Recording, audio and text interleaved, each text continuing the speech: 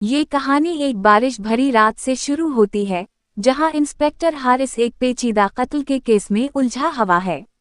मकतूल ज़ोहेब एक कामयाब ताजिर था, जो अपने ही घर में मुर्दा पाया गया। इसके सीने में सिर्फ एक वार था, ना शोर के आसार, ना जबरदस्ती के निशानात। दरवाज़ा अंदर से बंद था, खिड़कियां सलामत थीं, और बज़ाहिर सब कुछ पुरसकून लग रहा था। यही खामोशी इस केस को खौफनाक बना देती है। ज़ोहेब की बीवी सारा बेडरूम में बेहोश मिली। होश में आकर उसने बताया कि उसे किसी की आहट सुनाई दी। वो बाहर निकली तो ज़ोहेब को खून में लथपथ देखा और फिर बेहोश हो गई। सारा के आंसू सच्चे लगते थे, मगर इंस्पेक्टर हारिस को तजर्बे ने सिखाया था कि आंसू हमेशा सच की जमानत नहीं होते। पोस्टमार्टम रिपोर्ट ने केस को और मशकूक बना दिया। कत्ल का वक्त वो नहीं था जो सारा बता रही थी। सिर्फ 1 घंटे का फर्क था, मगर यही फर्क सच और झूठ के दरमियान दीवार बन गया। हारिस ने ज़ोहेब के करीबी लोगों पर नज़र डाली। बिजनेस पार्टनर फहद, जिससे उसके इख्तिलाफात चल रहे थे, पुराना दोस्त इमरान, जो कर्ज के दबाव में था, और सारा, जो पिछले कुछ अरसे से अंदर ही अंदर टूटी हुई लगती थी। तहकीकात के दौरान ज़ोहेब के मोबाइल फ़ोन की आखिरी कॉल सामने आई। कॉल एक नामालूम नंबर से थी और आवाज़ में खौफ था। सामने वाला कह रहा था कि अगर आज ना किया तो फिर कभी नहीं हो पाएगा। ये जुमला हारिस के ज़हन में गूंजतन रहा। जब हारिस ने ज़ोहेब के कमरे का बारीक बीनी से जायज़ा लिया तो एक तस्वीर ने उसकी तवज्जो खींच ली। तस्वीर में ज़ोहेब, सारा और एक बच्चा था। फ्रेम नया था, मगर तस्वीर पुरानी। सारा ने बताया कि वो बच्चा उनका बेटा अली था, जो 2 साल पहले मर चुका था। मगर जब हारिस ने फाइल निकलवाई तो हकीकत और भी तल्ख निकली। अली की मौत हादसा नहीं थी बल्कि दवा की ज़ियादती से हुई थी, और केस दबा दिया गया था। यहाँ कहानी का रुख बदलता है। सारा टूट कर बताती है कि अली इसकी पहली शादी से था।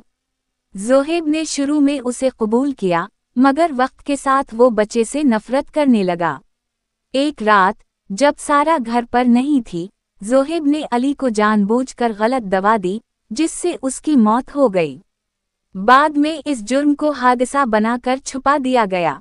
अब वाज़ेह होने लगा कि ज़ोहेब का कत्ल किसी लम्हाती गुस्से का नतीजा नहीं था, बल्कि एक गहरे, पुराने ज़ख्म की कहानी थी। फिर भी शवाहिद मुकम्मल नहीं थे। सारा वाकई बेहोश थी या ये सब एक ड्रामा था? उसी दौरान बिजनेस पार्टनर फहद गिरफ्तार हुआ, क्योंकि इसके कपड़ों पर ज़ोहेब के खून के ज़र्रात मिले। फहद ने इतराफ़ किया कि वो इस रात ज़ोहेब के घर आया था, क्योंकि उसे अली के बारे में सच मालूम हो चुका था। वो ज़ोहेब को धमकाने आया था, मगर जब पहुंचा तो ज़ोहेब पहले ही मर चुका था। घबराहट में उसने लाश को छुआ, जिसकी वजह से खून इसके कपड़ों पर लग गया। मगर उसने कत्ल नहीं किया था। केस एक बार फिर उलझ गया। असल सवाल यही रहा कि अगर फहद कातिल नहीं था तो फिर ज़ोहेब को किसने मारा? हारिस ने सारा की मेडिकल रिपोर्ट दोबारा देखी। हैरत की बात ये थी कि इसके खून में किसी नशा आवर दवा के आसार नहीं थे। अगर वो बेहोश नहीं की गई थी तो फिर वो क्यों बेहोश मिली? उसी लम्हे हारिस को असल सच का अंदाज़ा हुआ। इसने दोबारा जाए वारदात का मुआयना किया और देखा कि दरवाजे की कुंडी पर उंगलियों के निशान बहुत हल्के थे, जैसे किसी ने आखिरी लम्हे में खुद दरवाज़ा बंद किया हो। हारिस ने सारा को दोबारा बुलाया और नरमी से बात की। इसने कहा कि ज़ोहेब ने खुद दरवाज़ा बंद किया था और सारा दरअसल बेहोश नहीं थी, बल्कि सब कुछ देख रही थी। सारा ने इस बार इनकार नहीं किया। इसने बताया कि इस रात उसने ज़ोहेब के सामने अली की तस्वीर रखी। ज़ोहेब हंसा, वही हंसी जो अली की मौत के बाद उसके चेहरे पर थी। सारा के हाथ में चाकू था, मगर वार उसने नहीं किया। ज़ोहेब ने खुद अपनी जान ली। इसे लगा कि अगर वो मर गया तो सारा सच सबके सामने नहीं लाएगी और सब कुछ खत्म हो जाएगा। सारा ने ज़ोहेब को रोका नहीं, क्योंकि वो अली को भी नहीं बचा सकी थी। ये कत्ल नहीं था, ना मुकम्मल खुदकुशी। ये जुर्म, खामोशी और ज़मीर के बोझ के दरमियान होने वाली एक मौत थी।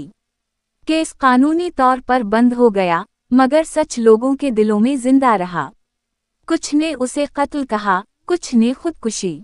मगर इंस्पेक्टर हारिस जानता था कि कुछ केस हल तो हो जाते हैं, मगर ख़त्म नहीं होते। वो इंसान के अंदर एक जख्म की तरह रह जाते हैं, जो भर तो जाता है, मगर निशान हमेशा बाकी रहता है।